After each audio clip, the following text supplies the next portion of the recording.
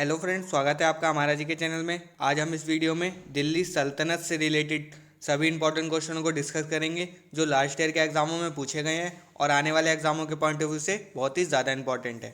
Friends, ये हमारा part 1 है। इसके बाद हम पार्ट 2 बनाएंगे जिसमें हम इसके सभी इंपॉर्टेंट क्वेश्चनों को डिस्कस कर लेंगे। वीडियो स्टार्ट करने से पहले मैं आपको दिल्ली सल्तनत के बारे में थोड़ा सा बता देता हूँ कि दिल्ली सल्तनत है क्या एक्चुअल में। फ्रेंड्स, 1206 से 1526 ईस्वी तक भारत पर शासन करने वाले 5 वंशों के सुल्तानों के शासनकाल को दिल्ली सल्तनत कहा जाता है। फ्रेंड्स, इसमें गुलाम वंश, खिलजी वंश, तुगलक वंश, सैयद वंश और लोधी वंश है। फ्रेंड्स, इसमें जो ऊपर के 4 वंश हैं, गुलाम वंश, खिलजी वंश, तुगलक वंश और सैयद वंश, ये सब लोग जो थे वो तुर्क लोग थे। और फ्रेंड्स, जो लोधी वंश के लोग थे वो थे अफगान। ओके फ्रेंड्स, तो फ्रेंड्स चलिए स्टार्ट करते हैं हमारा आज का वीडियो। फर्स्ट क्वेश्चन है, दिल्ली सल्तनत की दरबारी भाषा क्या थी? तो फ्रेंड्स, ये थी फारसी। अच्छा फ्रेंड्स, ये दिल्ली सल्तनत की शुरुआत हुई कैसे थी? मैं आपको बताता हूँ। 1962 ईस्वी में भारत को लूटने के लिए बहुत ही बड़े स्तर पर भारत पर हमले होने लगे थे, जिसमें सबसे पहले महमूद गजनबी ने पश्चिम में बसे इलाकों पर हमला करना शुरू कर दिया था और उनको 17 बार लूटा था। लेकिन गजनबी अपने साम्राज्य को पश्चिमी पंजाब तक नहीं बढ़ा सके। उसके बाद मोहम्मद गौरी आए। उन्होंने उत्तर भारत पर योजनाबद्ध तरीके से हमले करना प्रारंभ कर दिया और फ्रेंड्स, उन्होंने पूरे उत्तर भारत पर अपना शासन कर लिया।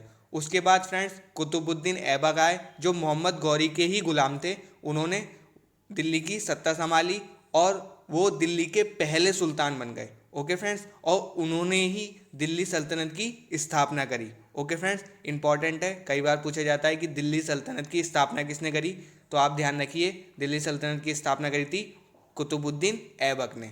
ओके फ्रेंड्स, नेक्स्ट क्वेश्चन है, आगरा नगर की स्थापना किसके द्वारा की गई? तो फ्रेंड्स, ये की गई थी सिकंदर लोदी के द्वारा। फ्रेंड्स, 1504 में सिकंदर लोदी ने आगरा की स्थापना करी थी। फ्रेंड्स, ये लोदी वंश के दूसरे शासक थे। ओके फ्रेंड्स, अच्छा फ्रेंड्स, पहले शासक कौन थे? तो पहले शासक थे बहलोल लोदी। अच्छा, आखिरी के कौन थे? वो आखिरी के थे इब्राहिम लोदी। ओके फ्रेंड्स, दोनों ही इंपॉर्टेंट है, पहले और आखिरी। अक्सर पूछ लेते हैं कि लोधी वंश की स्थापना करी किसने थी, तो वो करी थी बहलोल लोधी, जो कि इसके पहले शासक थे। ओके फ्रेंड्स, ये सिकंदर लोधी जो थे वो बहलोल लोधी के ही बेटे थे। और फ्रेंड्स, एक इंपॉर्टेंट बात और, सिकंदर लोधी ने ही मंदिरों का विनाश करने के लिए कई सारे अभियान चलाए थे। ओके फ्रेंड्स, चलिए देखते हैं नेक्स्ट क्वेश्चन। नेक्स्ट क्वेश्चन है, निम्नलिखित में से वह दिल्ली का सुल्तान कौन था जिसकी मृत्यु चौगान यानी कि पोलो खेलते हुए हुई थी? तो फ्रेंड्स, वो थे कुतुबुद्दीन ऐबक। फ्रेंड्स, मैंने आपको बताया था कुतुबुद्दीन ऐबक जो थे वो मोहम्मद गौरी के गुलाम थे जिन्होंने दिल्ली सल्तनत की स्थापना करी थी। फ्रेंड्स, ये 4 साल तक दिल्ली के सुल्तान बने रहे थे। और फ्रेंड्स, जब ये दिल्ली के सुल्तान थे तो इन्होंने अपनी राजधानी लाहौर को बनाया हुआ था। ओके फ्रेंड्स, इनकी मृत्यु के बाद इल्तुतमिश ने दिल्ली की सत्ता संभाली थी। ओके फ्रेंड्स, चलिए देखते हैं नेक्स्ट क्वेश्चन। नेक्स्ट क्वेश्चन है, तराइन की पहली लड़ाई निम्नलिखित में से किनके बीच हुई थी? तो फ्रेंड्स, ये हुई थी मोहम्मद गौरी और पृथ्वीराज चौहान के बीच। फ्रेंड्स, इसमें मोहम्मद गौरी जो थे इनकी हार हो गई थी और पृथ्वीराज चौहान जी जो थे वो जीत गए थे। फ्रेंड्स, इस जीत से पृथ्वीराज चौहान ने संपूर्ण भारतवर्ष पर अपनी धाक जमा ली थी। फ्रेंड्स, तराइन की एक और लड़ाई हुई थी जो हुई थी 1192 ईस्वी में। और फ्रेंड्स, पहली लड़ाई हुई थी 1191 ईस्वी में। तो फ्रेंड्स, जब 1192 ईस्वी में तराइन की द्वितीय लड़ाई हुई तो उसमें वापस से मोहम्मद गौरी और पृथ्वीराज चौहान आपस में भिड़े थे। और फ्रेंड्स, इस युद्ध में मोहम्मद गौरी की विजय हो गई थी और पृथ्वीराज चौहान जो थे वो हार गए थे। मोहम्मद गौरी की इस जीत के बाद से मोहम्मद गौरी ने भारतवर्ष पर पुनः अपना अधिकार जमा लिया था। ओके फ्रेंड्स, दोनों ही इंपॉर्टेंट है तो आप दोनों को ही याद रखिए। चलिए देखते हैं नेक्स्ट क्वेश्चन। अगला क्वेश्चन है, रजिया सुल्तान किसकी बेटी थी? तो फ्रेंड्स, ये थी इल्तुतमिश की। फ्रेंड्स, जब कुतुबुद्दीन ऐबक की मृत्यु हुई थी उसके बाद इल्तुतमिश सत्ता में आए थे। और फ्रेंड्स, इल्तुतमिश के बाद उनकी बेटी रजिया सुल्तान सत्ता में आई थी। ओके फ्रेंड्स, रजिया सुल्तान दिल्ली पर शासन करने वाली पहली महिला थी। इंपॉर्टेंट है फ्रेंड्स, ध्यान रखना, कई बार एग्जामों में पूछा जाता है। और फ्रेंड्स, इन्होंने ही घूंघट ओढ़ने की प्रथा का विरोध किया था। फ्रेंड्स, रजिया सुल्तान के बाद बलबन को शासन दिया गया। और बलबन के बारे में एक इम्पॉर्टेंट बात है कि इनके दरबार में अमीर खुसरो और अमीर हसन काम किया करते थे। ओके फ्रेंड्स, दोनों के नाम इंपॉर्टेंट है तो आप इसे ध्यान रखना। चलिए देखते हैं नेक्स्ट क्वेश्चन। नेक्स्ट क्वेश्चन है यात्री इब्न बतूता कहाँ से आए थे? तो फ्रेंड्स ये आए थे मोरक्को से। फ्रेंड्स कभी कभी एग्जामों में ये पूछ लेते हैं कि ये किसके शासनकाल में आए थे। तो फ्रेंड्स आप ध्यान रखिए, ये मोहम्मद बिन तुगलक के शासनकाल में आए थे। Okay friends. अच्छा फ्रेंड्स, ये इब्न बतूता थे कौन?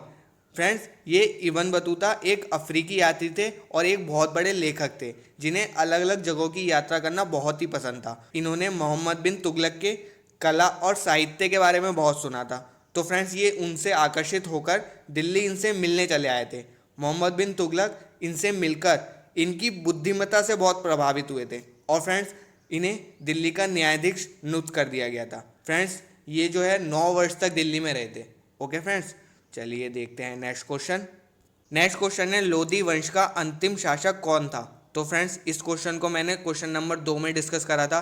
तो इसके अंतिम शासक कौन थे? तो वो थे इब्राहिम लोधी।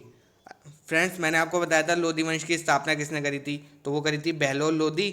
और सिकंदर लोधी जो थे इन्होंने आगरा की स्थापना करी थी। Okay friends. Friends Ibrahim Lodhi के बारे में एक इम्पॉर्टेंट बात और है कि इन्होंने पानीपत का प्रथम युद्ध बाबर के साथ लड़ा था। और फ्रेंड्स कब लड़ा था? 1526 ईस्वी में। फ्रेंड्स पानीपत की अभी तक 3 लड़ाइयाँ हुई हैं। तो फ्रेंड्स मैं आपको तीनों के बारे में बता देता हूँ। पानीपत की प्रथम लड़ाई जो हुई थी वो 1526 में बाबर और इब्राहिम लोधी के बीच हुई थी, अभी मैंने आपको बताया, जिसमें बाबर जीत गया था। और फ्रेंड्स दूसरी लड़ाई जो हुई थी वो अकबर और हेमचंद विक्रमादित्य के बीच हुई थी, जिसमें अकबर की जीत हुई थी। और तीसरी लड़ाई जो हुई थी वो 1761 ईस्वी में हुई थी। वो हुई थी अहमद शाह अब्दाली और मराठों के बीच। फ्रेंड्स उसमें अहमद शाह अब्दाली जीता था। Okay friends. फ्रेंड्स ये तीनों ही इंपॉर्टेंट है तो आप इन तीनों के बारे में ही ध्यान रखना। ओके फ्रेंड्स, चलिए देखते हैं नेक्स्ट क्वेश्चन। नेक्स्ट क्वेश्चन है दिल्ली के प्रथम सुल्तान कौन थे जिन्होंने दक्षिण भारत को पराजित करने का प्रयास किया था? फ्रेंड्स मैंने आपको बताया था कि उत्तर भारत को जीता था कुतुबुद्दीन ऐबक ने, लेकिन इसमें पूछा है दक्षिण भारत को पराजित करने का प्रयास किसने करा था? तो फ्रेंड्स ये किया था अलाउद्दीन खिजली ने। तो इसका आंसर हो जाएगा option number C. Friends Alauddin खिजली जो थे वो खिलजी वंश से थे और इन्होंने अपने शासनकाल में सबसे ज़्यादा टैक्स वसूला था। फ्रेंड्स इन्हीं के शासनकाल में मूल्य नियंत्रण प्रणाली और गुप्तचर प्रणाली की स्थापना हुई थी। फ्रेंड्स इस प्रणाली में अलाउद्दीन खिलजी ने वस्तुओं के दामों को निश्चित कर दिया था, जिससे उनके सैनिकों को आवश्यक वस्तुएं कम दामों पर मिल जाएं और उनकी जो सेना है उसको अधिक से अधिक लाभ मिले। और फ्रेंड्स गुप्तचर प्रणाली क्या थी? इसमें बाजारों में घूमने वाले जासूसों को गुप्तचर कहा जाता था। Okay friends. अच्छा फ्रेंड्स खिलजी वंश की स्थापना किसने करी थी वो भी आपको पता होना चाहिए। तो इसकी स्थापना करी थी जलालुद्दीन खिलजी ने। और ये अलाउद्दीन खिलजी जो थे ये जलालुद्दीन खिलजी के ही दामाद थे। इन्होंने जलालुद्दीन खिलजी को मारकर खिलजी वंश पर अपनी सत्ता स्थापित करी थी। ओके फ्रेंड्स, चलिए देखते हैं नेक्स्ट क्वेश्चन। नेक्स्ट क्वेश्चन है किसके शासनकाल में सबसे अधिक मंगोल आक्रमण हुए थे? तो फ्रेंड्स ये हुए थे अलाउद्दीन खिलजी के शासनकाल में। फ्रेंड्स अलाउद्दीन खिलजी ने 6 बार भारत को मंगलों के आक्रमण से बचाया था। फ्रेंड्स ये जो मंगोल थे ये कैसे थे मैं आपको बताता हूँ। मंगोल की प्रवृत्ति जो थी वो ऐसी थी कि कहीं भी राज करने के लिए ये नहीं रुकते थे और वह एक राज्य में प्रवेश करते थे तो सिर्फ उसे लूटने के लिए। जहाँ भी ये लोग जाते थे वहाँ पर बहुत लोगों को मार देते थे और पूरी जगहों को तहस नहस कर देते। ओके फ्रेंड्स, तो चलिए देखते हैं नेक्स्ट क्वेश्चन। नेक्स्ट क्वेश्चन है महमूद गजनबी का भारत में अंतिम आक्रमण किसके विरुद्ध हुआ था? तो फ्रेंड्स ये हुआ था जाटों के विरुद्ध। अच्छा फ्रेंड्स पहला आक्रमण किसके विरुद्ध करा था इन्होंने? तो फ्रेंड्स इन्होंने पहला आक्रमण जो करा था वो हिंदूशाही और ब्राह्मणशाही राज्यों के बीच करा था। Okay friends. Friends Mahmud Ghaznavi जो थे वो भारत पर आक्रमण करने वाले पहले तुर्क थे। और फ्रेंड्स ये जो थे ये यामिनी वंश से थे। फ्रेंड्स इंपॉर्टेंट है, एक बार एग्जाम में पूछ लिया था। Okay friends. नेक्स्ट क्वेश्चन है किसने एकतादारी प्रथा चलाई थी? तो फ्रेंड्स ये चलाई थी इल्तुतमिश ने। तो इसका ऑप्शन हो जाएगा ऑप्शन नंबर सी। अच्छा फ्रेंड्स ये एकता प्रणाली थी क्या, मैं आपको बताता हूँ।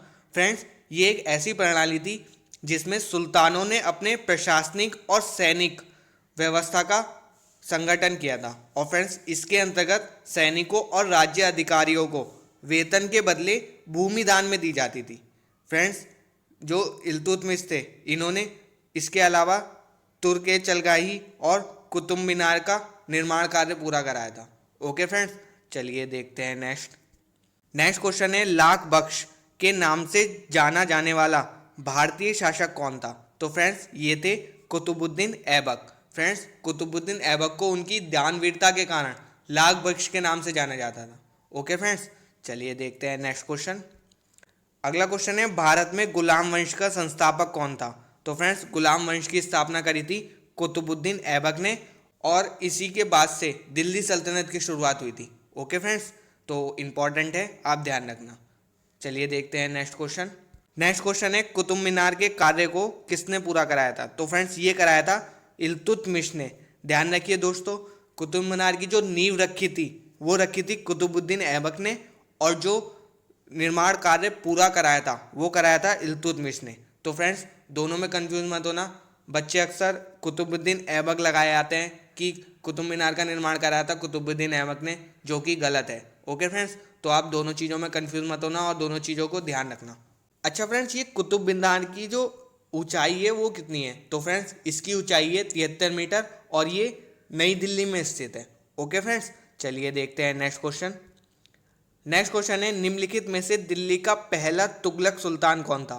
तो फ्रेंड्स, तुगलक वंश की स्थापना जो करी थी वो करी थी गयासुद्दीन तुगलक ने। तो इसका ऑप्शन हो जाएगा option number A. Friends, Ghiyasuddin Tughlaq के जो सेनापति थे वो थे जूना खां, जिनका नाम था मोहम्मद बिन तुगलक।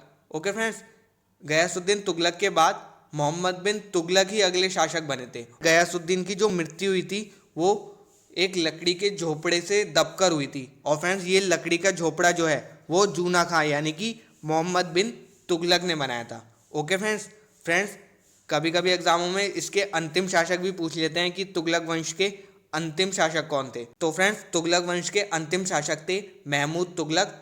तो आप इनका नाम भी ध्यान रखिए। ओके फ्रेंड्स, ये थे हमारे दिल्ली सल्तनत के कुछ इंपॉर्टेंट क्वेश्चन जो हमने इस वीडियो में डिस्कस करे। बाकी के इंपॉर्टेंट क्वेश्चन हम पार्ट 2 में डिस्कस करेंगे, जो मैं जल्द ही अपलोड कर दूंगा।